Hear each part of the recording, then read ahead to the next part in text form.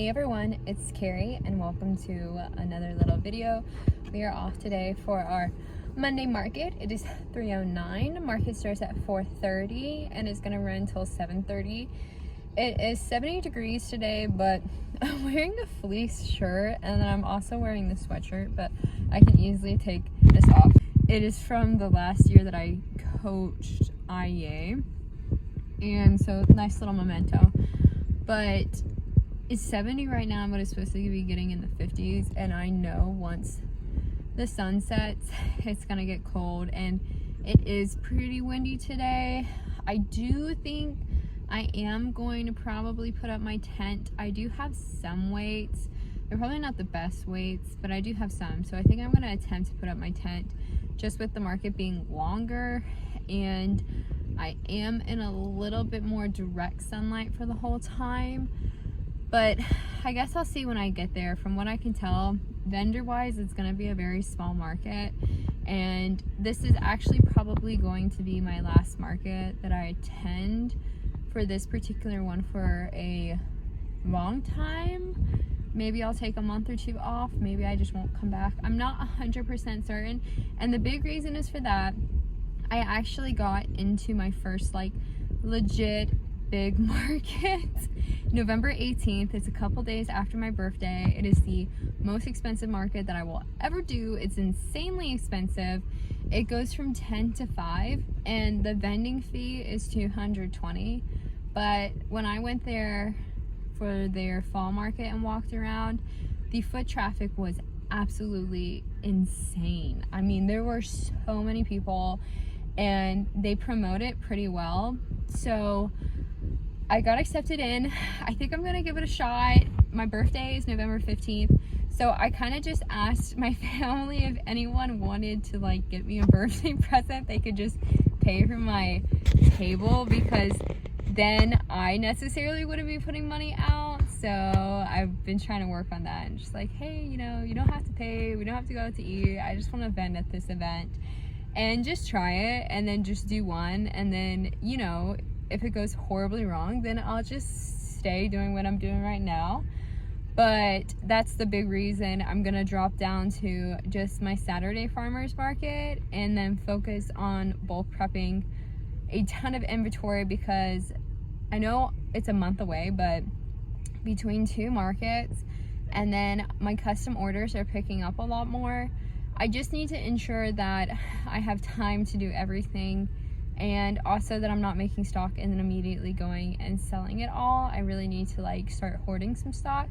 So I will also be I guess taking you guys along to see what I'm doing for my first actual big market, because I'm gonna have to basically redo my entire display, get nicer items, actually go get my logo finished, get a banner, just all of this stuff. Because when I went there the last time, because this is a legit market, it was crazy some of these people's setups, and everyone had really nice professional looking setups, and it's just not gonna work with my setup right now because I just look like a farmer's market girl, which I am. But I'm gonna also take you guys along, show you some of the things I'm buying, show you guys if I think they're good or not, and then I will of course do a whole market thing for that. And yeah, so let's head off to my Monday market, and hopefully this market I'm able to make kind of my goal, which is 50, and then I will head home, do my horses, and then start planning for more things to come. I'm rushing a commission right now that got sent to me this morning for a baby, so I brought my yarn that I'm going to be using at the market, and then I'm hoping to get the lovey type thing out tomorrow or Wednesday, because I'm showing this weekend. I can't meet them then, so see you at the market. Everyone, it's Carrie and welcome to another video. It is Tuesday, if I'm not mistaken. This just shows you how well I am at knowing what day it is. But yesterday I had my Monday market, and this is the one that runs from 4:30 to 7:30, but typically I get there at, I want to say yesterday I got there at 3:20 it was a very interesting market, and this is actually, we're going to start this off with some good news. So I think I made a video a couple while back that I was like talking about trying to get into markets, and I hadn't gotten in any markets. Well, I did actually get into a market in November, and it's a really big market. There's typically over 100 vendors that come, and I went to the fall market and just like walked around, and the foot traffic was like insane. Granted, it is in November, so there's just that slight little bit of worry about the weather, but I think I'm gonna do it.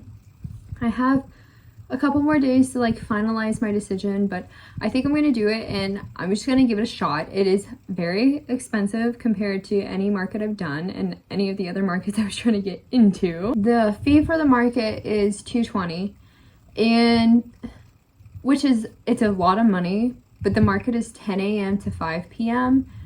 and the only reason I think I'm gonna do it is because my normal day at most markets, I can pretty much make that in a day, and those are farmers markets where people like are not going out of their way to go shopping.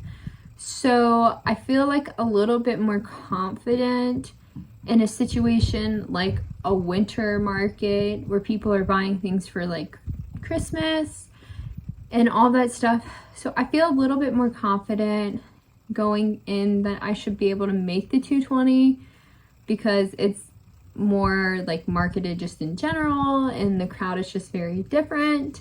So I think I'm gonna give it a shot. And because I'm doing that, I think I mentioned this in the video before this, or this might be a separate video, I don't even know, that I will take you guys along the way because I have a lot of stuff I have to get. I'm gonna get a new logo, banners, all that type of stuff. And yeah, I'll bring you guys along, kind of give my review of maybe like some of the things I buy. It's one of my cats. And so that way, if you guys are gonna start like market, you can kind of know what to get, because my market setup right now is like not a market setup, it's like a farmer's market. So it's very chill, very relaxed. Don't know if that's gonna slide. But without further ado, let's go over this market. It was very interesting. I am not going to continue to do this market.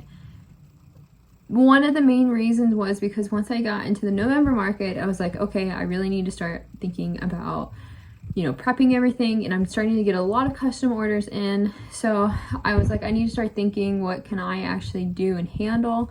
And 2 markets a week just wasn't going to be feasible for the fact that I want to make separate stock for this November market. So I was already planning on not continuing to do this market. I'm not 100% certain how many people are gonna keep doing this market, so I don't really know how much longer it's gonna last. So I was kind of like, okay, well, it's a little up in the air. A lot of people did not show up vending wise. Yesterday, I think we had like 7 people out of 20 something show up, and pretty much the 2 people who sat next to me did not sell anything. It's just, and a lot of people didn't sell some things. Like some of the produce people actually came up and gave me free stuff because they had it and they couldn't sell it. And the traffic was pretty bad, which was really surprising given the fact that yesterday, all things considered, was actually like a pretty nice day. It was like in the 70s, and it was breezy and it was sunny, so like pretty much anybody could have just worn like a tank top or like a shirt and have been very comfortable and like not sweating and everything. So it was a nice day. I'm not 100% certain why there was the lack of traffic. I think one of the biggest problems I've noticed with this market in particular is it's kind of set up in the middle of this like village area. So there's restaurants, there's some shops, but some of them are actually closed on Mondays.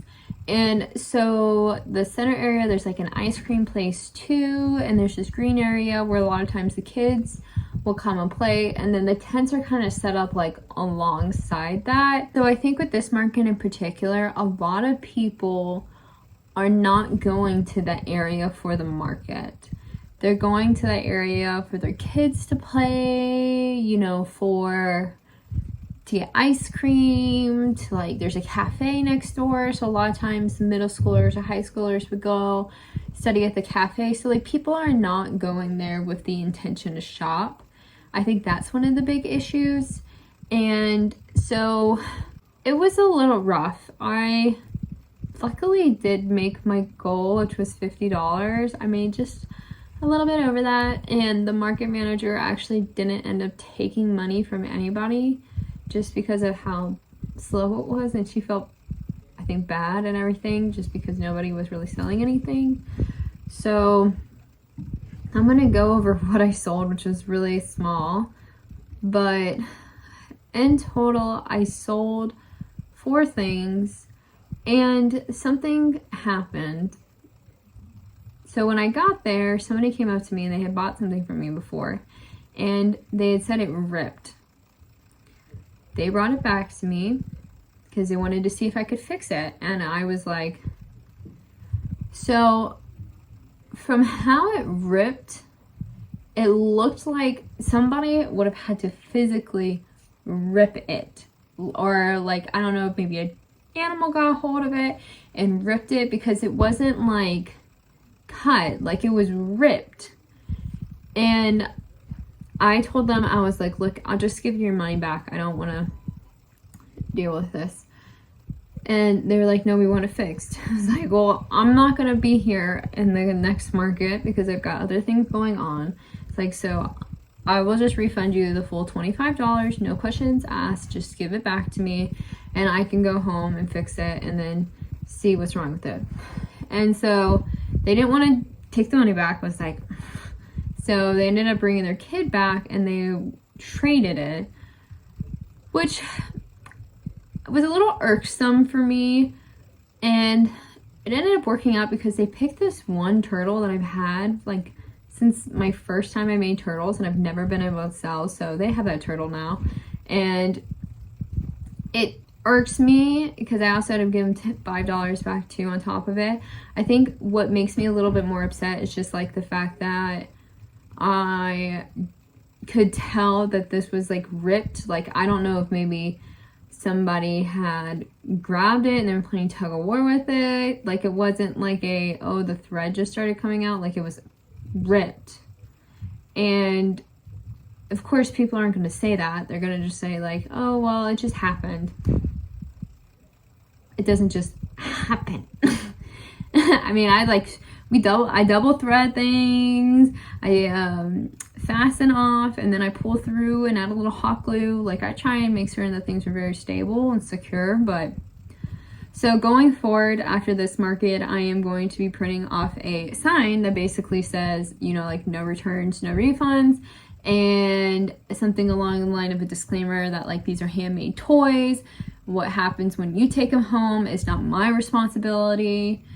Just, I guess, kind of like what I do with my horses, like putting out there that like I have no liability. Like, I've had this issue with some other things, like I've said before, with the keychains, people taking them and then just like ripping them. And I think the problem is that, I mean, yarn does rip, and I try and make sure it's as, you know, secure as possible, but at the same time, like buying something from the store, you can rip it too, but it's more of like a fabric machine based type thing, and mine is yarn, so like you can rip yarn. I don't think people realize that. Like, these things are not durable in regards to, if you're playing tug of war with it and you're jerking on it, it's gonna snap.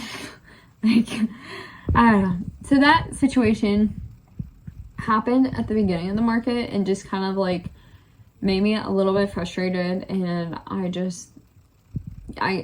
him the turtle, I gave him the money, and I said, okay, bye. And I just wanted it to be over with. So that started, so I lost $5 there. And good news was I was able to fix the dog. Yeah, I just don't know. But on to what I did sell. I sold one of my purple octopus for $8, and this was like one of my purple and white ones, just from a skein of yarn that I've been trying to use up. After that, I sold one of my pink octopus for $8. Same thing, that was just from like, I actually think that was 2 different types of yarn. I think I did like Sweet Snuggles light on the body and like Big Twist on the tentacles, because I had like weird amounts of yarn left and I just like wanted to get rid of it. So I sold that one for $8. Then I sat forever and I then sold a brown dog, and I sold that one for $25. And I forgot to mention this last week, but the weirdest thing, when I was at the market the previous week, somebody had come up to me and they had bought one of those wobbles something kits that are like crochet kits or something, and they had bought it with the full intention of crocheting it for their kids because they wanted like the little whales or something, but they couldn't figure out how to crochet and they said it was too difficult. So they asked me if I could crochet them a whale in each color, and then they would pay me.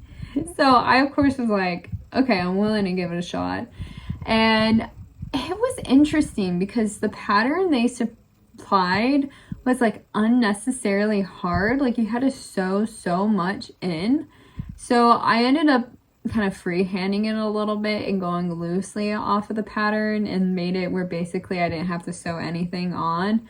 And I didn't use the eyes because the eyes you had to sew. I was like, why? Just provide them with safety eyes. Why are you making these people sew? And there wasn't even thread to sew. So that was interesting. But I ended up making those 3 whales, and they were just like pocket-sized whales. So I charged them $15 for that because I usually charge like $7, $8 for the whales on a normal day. So I did 5 per whale there because I wasn't, of course, losing out on materials. I think the only materials I put into them was the safety eyes, and that was because I personally did not want to sew safety eyes. But everything else was the yarn they supplied, which that yarn, it's horrible. It's like almost like cord. I don't like it, and it's very stiff. And with as much as I crochet, I don't really get too much pain unless I crochet with Bernette blanket. But that stuff had my fingers hurting, and then my muscles down my arms. It hurts so bad to crochet with that yarn. So I understand if somebody got one of those kits, I would give up on crocheting. So she got that, and she was like, I just want to tell my kids and I'll just say I did it. It's like, perfect. And then afterwards she picked up another big octo, and then an octo and a keychain for her other daughter so that she would have something since her one daughter got the 3 whales. So in total that was $33. And that was pretty much all I made for the day. I'm going to do some very quick math in my head. In total, I think I made $70-ish, $75.